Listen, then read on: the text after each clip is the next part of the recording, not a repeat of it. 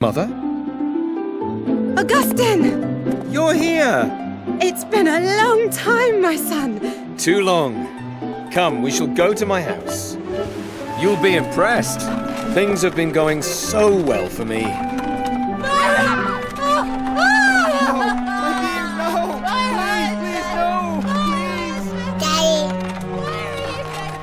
Tell me, have you been to the Basilica? Have you met Bishop Ambrogg? The bishop? Yes, Mother, we've met. I've heard so many good things about him. His sermons are read even in Tagaste, and I've been quite moved to tears by all he has to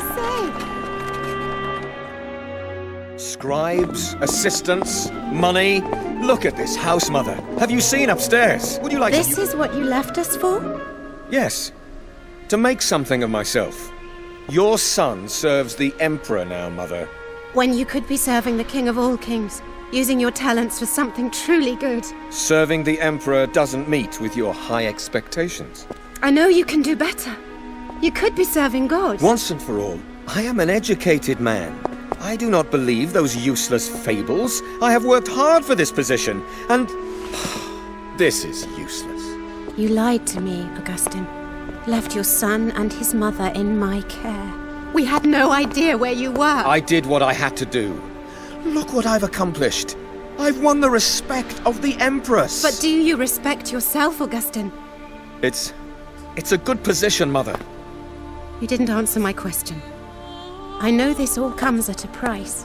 What price are you paying for all this, Augustine? You're never satisfied with me. Always trying to change me. Well, you can't change me, Mother. I am what I am, and I don't believe in your God. He's done nothing for me.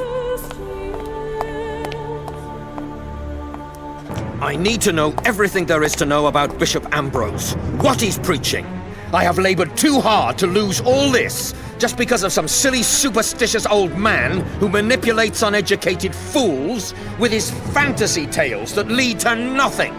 Now let's get to work and find out as much as we can to bring the bishop's influence to an end.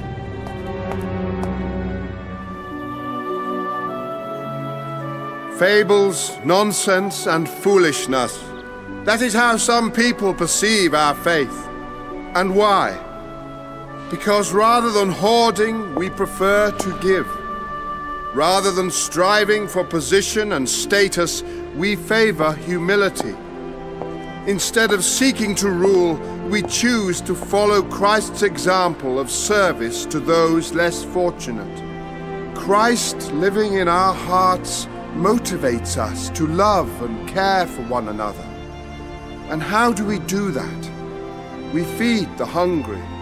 We clothe the naked. For in so doing, Christ tells us, "What you have done for the least of my brethren, you have done it to me."